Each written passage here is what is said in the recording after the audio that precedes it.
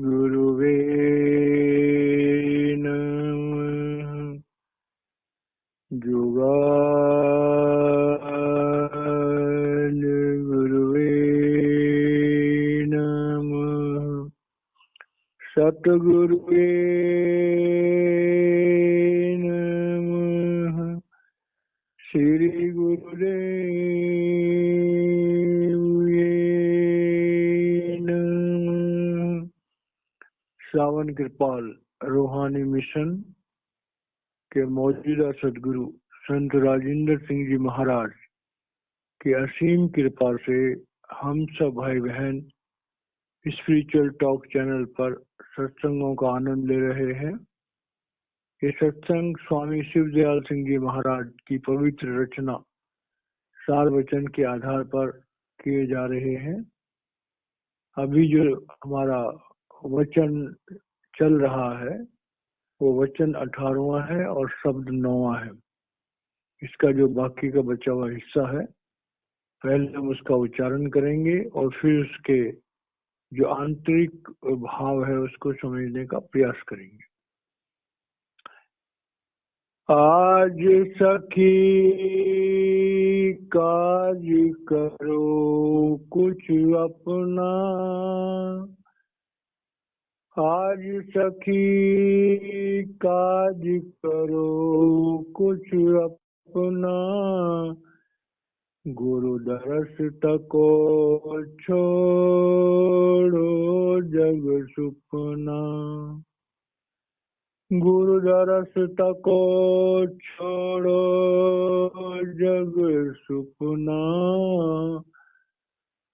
शब्द पिछान सूरत निज साज, छोड़ जगत अर कुल की लाज, शब्द पिछान सूरत निज साज, छोड़ जगत अर कुल की लाज, मन अर सुरत गुरु संग भांज, नहीं फिर खुली है तेरा पाज, मन अर सुरत गुरु संग भांज, नहीं फिर खुली है तेरा पाज, कूड़ फटक ले गुरु का छाज, भोग विलास छोड़ यह खाज, कूड़ फटक ले गुरु का छाज, भोग विलास छोड़ यह खाज, राजा स्वामी कही बनाई, जो नहीं मानो भुक्त भाई, राजा स्वामी कही बनाई, जो नहीं मानो भुक्त भाई। प्यारे भाई और बहनों, जब हम किसी महापुरुष की किसी रचना को पढ़ते हैं, उसका मतलब समझने का प्रयास करते हैं, तो ऐसा लगता है जैसे हम किसी नींद में से जाग गए हैं हम। क्योंकि संसार में हम देखते हैं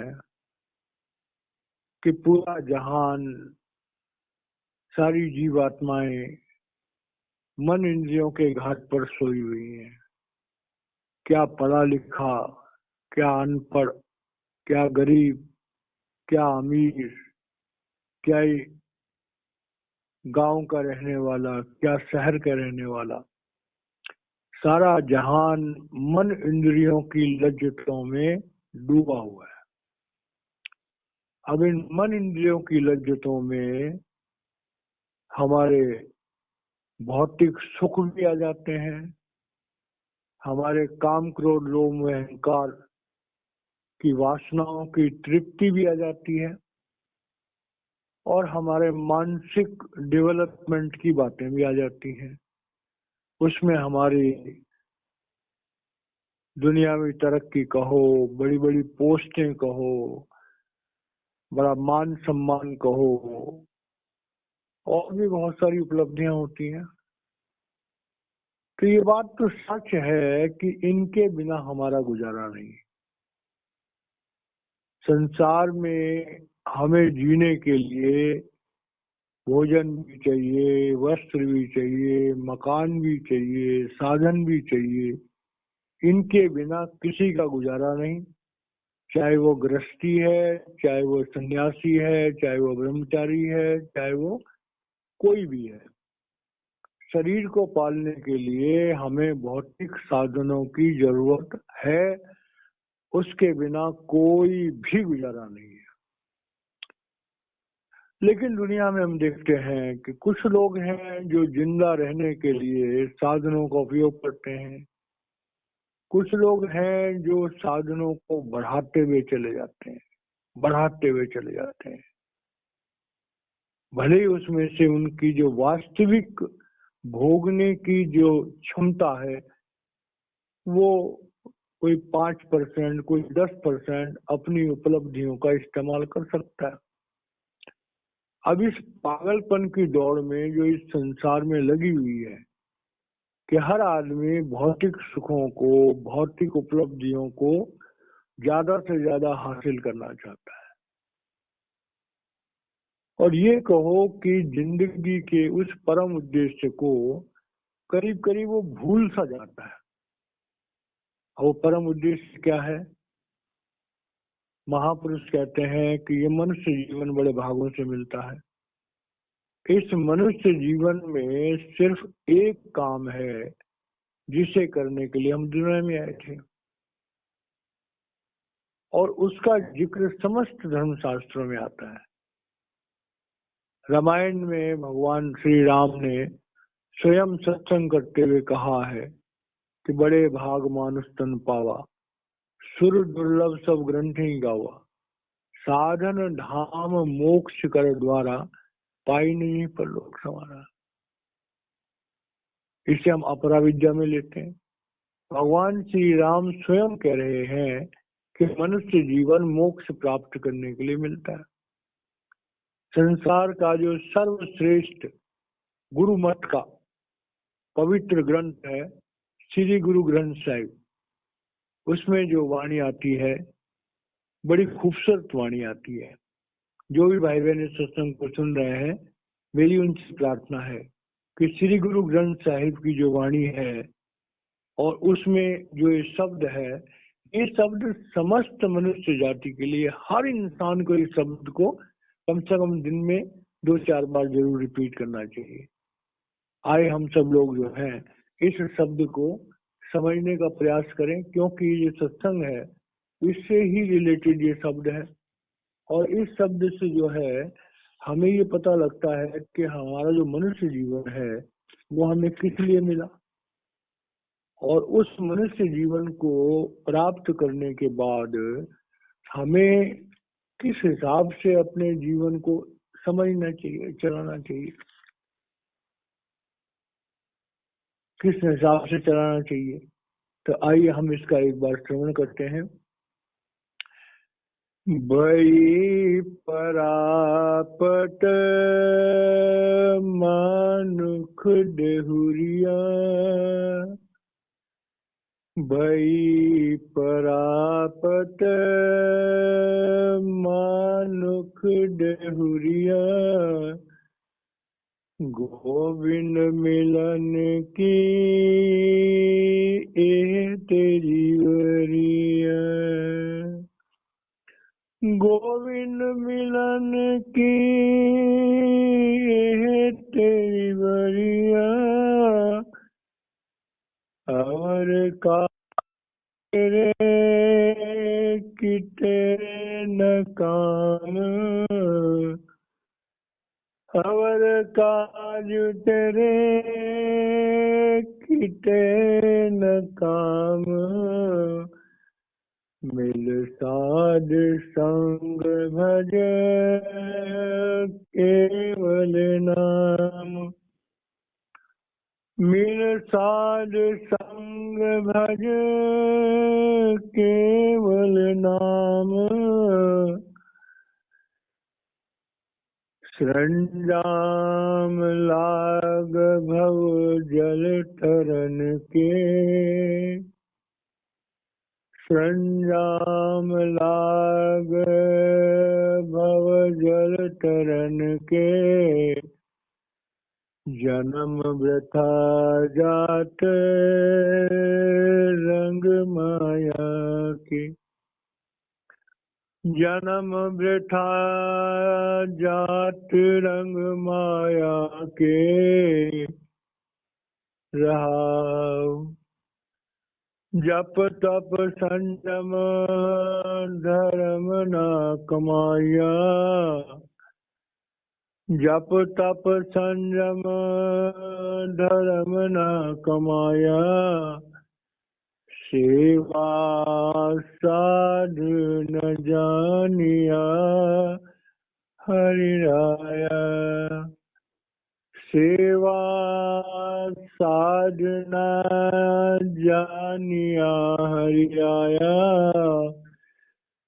कहो नानक हम नीच कर्मा, शरण परे की राखो शर्मा, कहो नानक हम नीच कर्मा, शरण परे की राखो शर्मा। पंचम पातशाह श्री गुरु अर्जुन देव जी महाराज जी का ये शब्द है और श्री गुरु ग्रंथ साहिब में अंकित है। ये शब्द हमारी आत्मा को उसकी याद दिलाने के लिए है। अगर हम इस शब्द को भी अगर दिन में 2, 4, 5 बार जिस मर्जी हालात में हो अगर इसका हम उच्चारण करते हैं तो हमारी आत्मा उस प्रभु के प्यार को ग्रहण करने के लिए तैयार हो सकती है। प्यारे भाई और बहनों, जो भाई बहन इस सत्संग को सुन रहे हैं उन पर उस परम पिता परमेश्वर की, उस अकाल पुरुष की और वक्त के मौजूदा सदगुरु संत राजेंद्र सिंह महाराज जी की बहुत बड़ी कृपा है। मैं खुद इस बात से बहुत हैरान हूं कि आज 9 महीने हो गए हैं, 270 से भी ज्यादा सत्संग रिकॉर्ड हो चुके हैं और जो भाई बहन सत्संगों को रोज सुन रहे हैं, मैं उनके चरणों की धूल अपने मस्तक पर रखता हूं, क्योंकि सिर्फ आत्मा और परमात्मा की बात या सदगुरु प्रेम की बात इस तरह से 9 महीने से रोज सुनना और उसमें आनंद लेना, ये उन पवित्र रूहों के बस की बात है जिन रूहों को परमात्मा वापस बुलाना चाहता है। तो मैं स्पिरिचुअल टॉक चैनल पर सत्संग सुनने वाले सभी भाई बहनों को, सभी पवित्र आत्माओं को वक्त के मौजूदा सदगुरु संत राजेंद्र सिंह महाराज जी की तरफ से बहुत बहुत बधाई देता हूँ, बहुत बहुत धन्यवाद करता हूँ कि ऐसा दिल, ऐसा जज्बात, ऐसी भावनाएं कि रोज हम एक ही सब्जेक्ट को सुनने में अगर सचमुच में आनंद महसूस करते हैं तो ये समझ लीजिए कि हमारा वापस निज घर सचखंड जाना तय है, क्योंकि हमें अपनी आत्मा की भूख का एहसास हो गया। इस शब्द के माध्यम से स्वामी जी महाराज गुरु द्वारा चिताई हुई आत्मा का जो भाव है, और वो आत्मा फिर अपने मन को समझा रही है कि सुनमन मित्र प्यारिया मिल वेला है, ऐ मेरे प्यारे मित्र, ऐ मेरी सखी, ऐ मेरे मन, तू भी ब्रह्म का अंश है, मैं सचखंड की अंश हूँ। हम दोनों अपने घर से बहुत दूर आए हुए हैं, आओ मिल करके हम उस परम पिता परमेश्वर जो सदगुरु के रूप में दुनिया में आया हुआ है, मनुष्य शरीर में है, आओ उससे मिले, उससे नामदान लें। उसके नामदान के प्रभाव के द्वारा मन और आत्मा दोनों हमारे शरीर में से नीचे से ऊपर आए। जो अभी हमने शब्द उच्चारण किया था, कहो नानक हम नीच कर्मा, शरण पड़े की राखो शर्मा। तो नीच कर्म का जो है, तो तीसरी पातशाही गुरु अमरदास जी महाराज जी ने भी अपने शब्द में कहा है कि हम नीच से उत्तम भय भाई। अब यहाँ पर नीच का मतलब है कि हमारी आत्मा शरीर में नीचे के चक्रों में, हमारे शरीर में नाभि चक्र से नीचे का जो हिस्सा है, जिसमें काम क्रोध और लोभ, ये तीन दुर्गुण हैं। कामी क्रोधी लालची, इनसे भक्ति ना होए, और भक्ति करे कोई सूरमा जाति वर्ण कुल कोई। सारे धर्मशास्त्र कहते हैं कि हमारे शरीर में 5 प्राण हैं, और अपान प्राण जो नाभि से नीचे का है वो सबसे गंदा है। तो जब तक हम लोग अपान प्राण में हमारी आत्मा, हमारी चेतन सत्ता रहती है, हम कभी भी भक्ति के रास्ते पर आगे नहीं बढ़ सकते। इसीलिए कहा गया है कि अगर भक्ति के रास्ते पर आगे बढ़ना चाहते हो तो अपान वायु से बाहर आओ। मतलब लोभ, काम वासनाएं और क्रोध, इन तीनों चीजों पर काबू करना बहुत ज्यादा जरूरी है। अब स्वामी जी महाराज यहाँ पर बता रहे हैं कि भाई आज हमें अपना काम करना चाहिए। अपना काम कौन सा है? आत्मा का काम। आत्मा का काम क्या है? कि उस शब्द से जुड़ना, वापस निज जाने के लिए उस शब्द से जुड़ना। तो यहाँ स्वामी जी महाराज कह रहे हैं कि शब्द पिछान सुरत निज साज, ए आत्मा तू परमात्मा का अंश है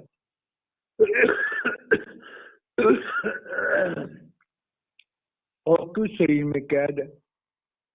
अब जब शरीर में कैद है तो आत्मा हमारे शरीर के पैर के नाखून तक फैली हुई है।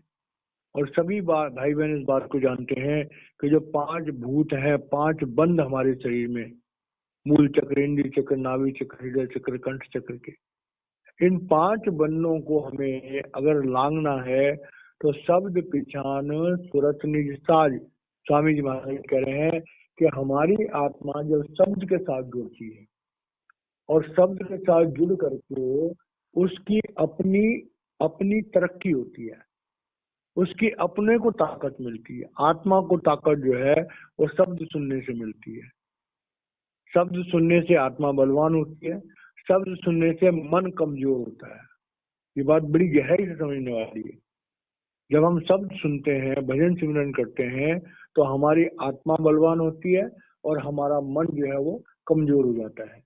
तो कह रहे हैं शब्द पिछान सुरत निज साज, ए सुरत तू शब्द के साथ जुड़, और शब्द के साथ जुड़ने से तेरी तरक्की होगी, तुझे ताकत मिलेगी, तो बलवान हो जाएगी। छोड़ जक्त और कुल की लाज। अब जक्त और कुल की लाज क्या है? कि हमारे शरीर में जो नीचे के चक्र हैं, काम क्रोध लोभ मोह अहंकार, ये हमें संसार में फंसाते हैं, यही हमें संसार में व्यवहार करते हैं।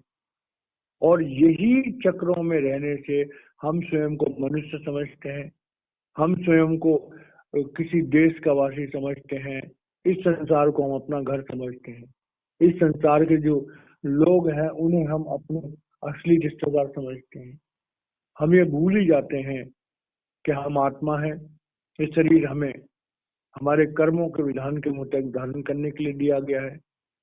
कर्मों के विधान के मुताबिक हमें माँ बाप, भाई बहन, बाल बच्चे, दुनिया दी, ये मान सम्मान दिया गया है। एक पीरियड ऑफ टाइम के लिए हमें ये शरीर मिला है, उसके बाद ये शरीर छूट जाएगा। जब शरीर छूट जाएगा तो संसार के सारे रिश्ते नाते एक झटके में खत्म हो जाएंगे सारे के। तो ये संसार हो गया, इस संसार के रिश्ते हो गए, इस संसार की मान मर्यादा हो गई, तो ये चीजें ठीक है, समय के साथ साथ इनका भी महत्व है, लेकिन ये हमेशा रहने वाली नहीं है, क्योंकि जब शरीर हमेशा नहीं रहेगा तो इन चीजों का क्या महत्व है। और जब हमारी भौतिक मौत होगी इस शरीर की, तो हमारी आत्मा निकल जाएगी। तो कह रहे हैं कि ए आत्मा, तेरा जो ट्रेवल करने का रास्ता है वो शब्द है, तेरी जो खुराक है वो शब्द है। तो आत्मा को, मतलब जब हम भजन सिमरन करते हैं तो हमारी आत्मा को खुराक मिलती है, और जब आत्मा को खुराक मिलती है तब हम मन के चंगुल से पलट होते हैं, तब दुनिया के बंधनों से हम मुक्त होते हैं। अब ये जो काम करना है हमें कि शब्द पिछान वाला जो है, अब सूरत जब जागृत होती है तो मन और सूरत गुरु संग भांज। अब ये बात बड़ी गहराई समझने वाली, हमारा मन और हमारी आत्मा दोनों एक साथ जुड़े हुए हैं। अब मन पर गंदगी लगी हुई है, मन साफ नहीं है, आत्मा मूर्छित हो रही है। तो स्वामी जी महाराज कह रहे हैं कि हमारा मन और हमारी आत्मा जो दोनों आपस में जुड़ी हुई है, अगर उनको अपने आप को पवित्र करना है तो वो गुरु के शब्द से ही संभव है। मन और सूरत गुरु संगबान, हमारा मन कहो और हमारी सूरत कहो, दोनों के दोनों गुरु की कृपा से ही उनमें निर्मलता आ सकती है, उनमें निर्मलता आ सकती। मन और सूरत गुरु संगमान। अब मन और सूरत, सूरत जो है वो हमारी आत्मा के लिए। तो आत्मा जब तक इस पिंड के देश में है तो पिंड के देश में जो है वो हमें अपनी आत्मा को भी खुराक देनी है और अपने मन को भी खुराक देनी है। तो कह रहे हैं कि भाई जब हम जिंदा हैं तो हमारा मन भी प्रबल है और हमारी आत्मा की जागृति भी होनी चाहिए। और आत्मा की जागृति तभी संभव है जब हमारी जिंदगी में एक समर्थ सदगुरु, उसके नाम के द्वारा हम जब नाम जपें, हमारी आत्मा तंदुरुस्त हो, तो आत्मा जो है वो अपनी ताकत को पहचान सकती है। जब आत्मा अपनी ताकत को पहचानती है तब जो है हमारे शरीर में से आत्मा ऊपर की तरफ होती है, और नहीं फिर खुलियों तेरा पाज। अब यहाँ पर एक बात कह रहे हैं कि मन जो है वो त्रिलोकी तक, त्रिलोकी का अंश है।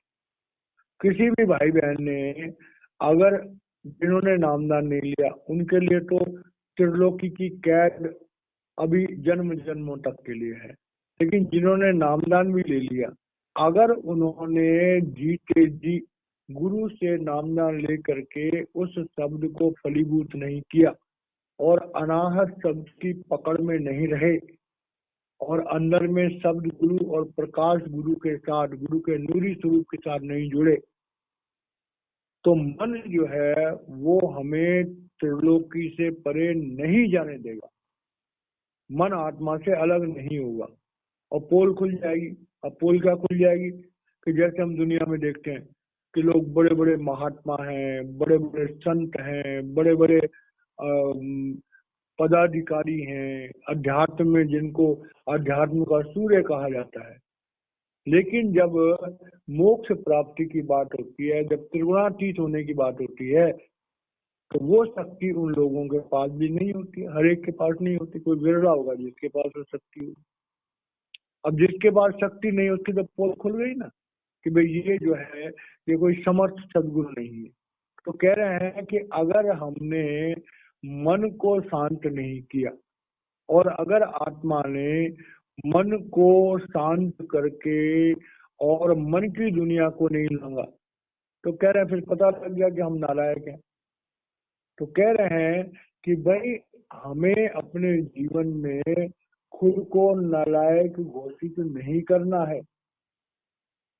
रूहानियत के रास्ते पे मात्र एक्टिंग पोजिंग से हमारा भला होने वाला नहीं है। जब तक हम, अब देखिए बड़ी गहराई से समझने वाली बात है, हम लोग जो रूहानियत के रास्ते पे चलते हैं बड़ी कोशिश करते हैं हमारा जीवन बड़ा अच्छा हो, हमारा ये हिसाब किताब हो, हम काम क्रोध लोभ अहंकार से बच जाएं। लेकिन जब हम अपने जीवन की पड़ताल करते हैं तो हम कहीं ना कहीं फंस जाते हैं। कभी काम में फंस जाते हैं, कभी क्रोध में फंस जाते हैं, कभी लोभ में फंस जाते हैं, कभी मोह में फंस जाते हैं। ऋषि पराशर हजारों साल तपस्या करने के बाद काम में फंस गए। ऋषि विश्वामित्र कहते 65,000 साल तपस्या करी थी, काम में फंस गए। श्रृंगी ऋषि, पता ये सोचो कि हमारे मन के जो वेग होते हैं वो इतने खतरनाक हैं, इतने पावरफुल हैं कि बड़े से बड़े ज्ञानी को उसके मन को उड़ा के ले जाते हैं और उसे इंद्रियों में फंसा देते हैं। और पता हमें तब लगता है जब हमसे कोई गलती हो जाती है। तो रूहानियत के रास्ते पे एक एक कदम फूंक फूंक के चलने वाला है, एक एक दिन में अपनी पड़ताल करने वाली बात है। और उसके लिए हमें हर चीज पर ध्यान रखना होगा, अपने भोजन पर ध्यान रखना होगा, अपनी संगत पर ध्यान रखना होगा, हमारा मन किस तरफ जा रहा है उस पर ध्यान रखना होगा। तो ये रास्ता बहुत कठिन लगता है शुरू में, जब तक हमारा दृढ़ संकल्प नहीं होता।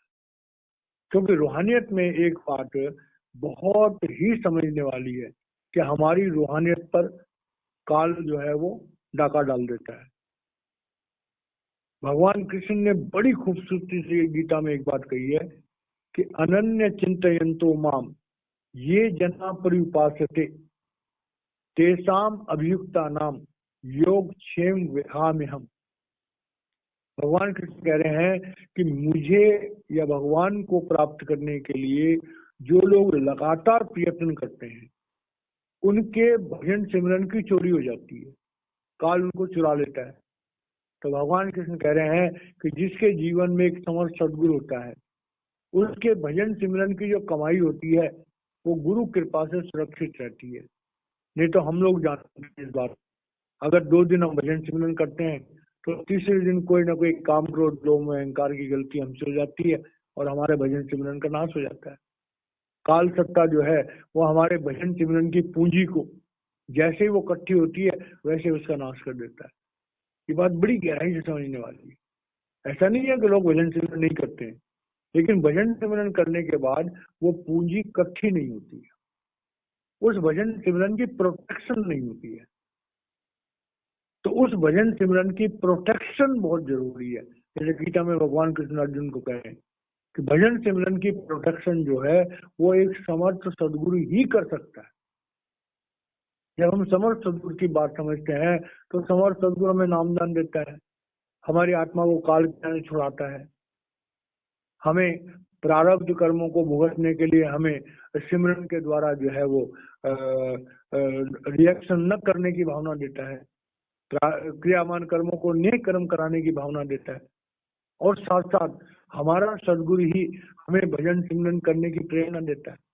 और भजन सिमरन करने के बाद जो रूहानी ताकत हमें मिलती है उसको उसकी रक्षा करने का काम भी सदगुरु करता है। जो भाई बहन सत्संग को सुन रहे हैं इस बात को जरूर समझें कि हमारे भजन सिमरन में हमारा भजन सिमरन गुप्त होना चाहिए, नहीं तो उसमें टोक लग जाती है। और गुप्त होने के बावजूद भी प्रभु से प्रार्थना करनी चाहिए, सदगुरु से प्रार्थना करनी चाहिए कि हे सदगुरु मेरे भजन सिमरन की रखवाली करो, क्योंकि भजन सिमरन की चोरी हो जाती है। तो स्वामी जी महाराज यहाँ पर कह रहे हैं कि भाई वो भजन सिमरन तुम्हारा जो है वो तभी संभव है कि जब गुरु तुम्हारे साथ है। आगे कह रहे हैं कूड़ फटक ले गुरु का आच्छाद। अब कूड़ फटक जैसे होता है, हम लोग देखते हैं किसान लोग जब घर में काम करते हैं, माँ बहने चावल हो गया गेहूं हो गया उसको एक छाछ होता है, तो उस छाछ से जो है उसको फटकती हैं और उसमें से कूड़ा जो है उसे निकाल के बाहर फेंक देती हैं। तो जैसे कि हम किसी अनाज में से कूड़ा निकालने के लिए छाछ का इस्तेमाल करते हैं, वैसे गुरु जो है फिर अपनी ताकत से हमारे अंदर जो दोष है, हमारे अंदर जो बुराइयां हैं, उन बुराइयों को दूर करता है और भोग विलास छोड़ सब खाज। और तब उसके बाद जो है जो भोग विलास होते हैं हमें बड़ा आनंद आता है। सब भाई बहन जानते हैं कि भोग विलासों में एक अजीब किस्म का आनंद होता है, और उस आनंद के कारण से ही जानते हुए भी कि इससे हमें नुकसान होगा हम भोग विलासों में फंस जाते हैं बार बार। चाहे वो भोजन ज्यादा खाना हो, चाहे वो कोई शारीरिक जो है वो कोई भोग विलास की अवस्था हो या कुछ और हो, उनमें एक अजीब किस्म का आनंद आता है। लेकिन किन को आता है? जिनकी आत्मा कमजोर होती है, जिनकी आत्मा प्रबल हो जाती है, वो फिर भोग विलासों की तरफ से समझ जाते हैं कि ये मूर्खता है, ये मूर्खता है। काम वासनाएं है वो एक अज्ञानी के लिए तो बड़ी मजे की चीज है, लेकिन जब हमें ज्ञान आ जाता है तब हमें पता लगता है ये मूर्खता है, ये हमारे मन का धोखा है। तो जब इस बात को हम समझ जाते हैं तब भोग विलासों से हमारा मन अपने आप हटना शुरू हो जाता है। राधा स्वामी कही बनाई जो नहीं मानो भुक्तो भाई। अब स्वामी जी महाराज ये कह रहे हैं, और स्वामी जी महाराज क्या, सारे महापुरुष एक ही बात को बार बार कहते रहते हैं कि गुरु बोलता रहता है, हौके मारता रहता है, शिष्य हाँ जी भी करते रहते हैं, लेकिन जब जीवन में उन अच्छाइयों को, गुरु की शिक्षाओं को अपने जीवन में उतारने का टाइम आता है तो अक्सर शिष्य फेल हो जाते हैं और हम उन अच्छाइयों को अपने जीवन में धारण नहीं कर पाते हैं जिन अच्छाइयों को धारण करने की गुरु हमें प्रेरणा देता है। तो स्वामी जी महाराज कह रहे हैं कि राधा स्वामी कहीं बनाए, कहते हैं वो परमात्मा, राधा आदि सूरत का नाम, स्वामी आदि शब्द निर्धाम, सूरत शब्द राधा स्वामी दोनों नाम एक कर जा, कि वो परमात्मा जो पृथ्वी पर आया हुआ है, मनुष्य के झोले में आया है, बार बार वो हमें चेता रहा है कि ऐ जीव आत्माओं, तुम्हारा घर सचखंड में है, चलो वापस, तुम्हारा घर सचखंड में, चलो वापस। तो कह रहे हैं जीव आत्माएं जो बड़ी कम है जो सुनती हैं, जो नहीं मानो भुक्त भाई। अब स्वामी जी महाराज कह रहे हैं कि अगर एक समर्थ सदगुरु का कहना कोई मान जाएगा, नाम दान ले लेगा, कर्मों के विधान से मुक्त हो जाएगा, गुरु के साथ वापस अपने निज घर चला जाएगा। कई लोग होते हैं नाम दान लेने के बाद गुरु की बात मानते ही नहीं है, उनको लंबा टाइम लगता है। कई लोग होते हैं गुरु के नजदीक आते ही नहीं है। तो भाई जो गुरु के नजदीक नहीं आए उनका तो 84 में जाना पक्का है। जिन्होंने गुरु धारण कर लिया, नाम नहीं जपा, तो उनको 4 जन्म तक इंतजार करना पड़ेगा। एक जन्म गुरु भक्ति कर, जन्म दूसरे नाम, जन्म तीसरे मुक्ति पद, चौथे में निधाम, तो उनको 4 जन्म भुगतना पड़ेगा। जो समझदार लोग हैं वो एक ही जन्म में अपना निवेड़ा कर लेंगे। स्वामी महाराज कह रहे हैं कि भाई एक जन्म में अपना निवेड़ा कर लो, वो धारण करो, नाम जपो, कर्मों के विधान से मुक्त हो जाओ और मरने के बाद सीधा सत्संग चले जाओ। तो इस तरह से हम देखते हैं कि महापुरुष जो है वो संसार में आके जीवों को चिताते रहते हैं। जब से पृथ्वी बनी है वो परमात्मा गुरु के रूप में आता रहा है, आज भी पृथ्वी पर मौजूद है, और जब तक सृष्टि रहेगी तब तक वो पृथ्वी पर आता रहेगा। हमारी जानकारी के मुताबिक सावन कृपा रूहानी मिशन के मौजूदा सदगुरु संत राजेंद्र सिंह जी महाराज इस अमर विद्या के, इस सूरत शब्द योग के बहुत बड़े पारखी हैं। पूरे संसार में लाखों लोगों को उन्होंने, हर धर्म के लोगों को उन्होंने इस रास्ते पर उनका मार्गदर्शन किया है, उनको दीक्षा दे करके सूरत शब्द योग की जानकारी दी है। जो भाई बहन इस सूरत शब्द योग के मार्ग पर चलना चाहते हैं और सावन कृपा रूहानी मिशन के मौजूदा सदगुरु संत राजेंद्र सिंह महाराज जी से संपर्क कर सकते हैं और इस विद्या का लाभ उठा सकते हैं। तो इन्हीं शब्दों के साथ मैं वाणी को विराम देता हूँ। आज का यहाँ पर समाप्त होता है, आगे कल देखा जाएगा। जय महाराज जी।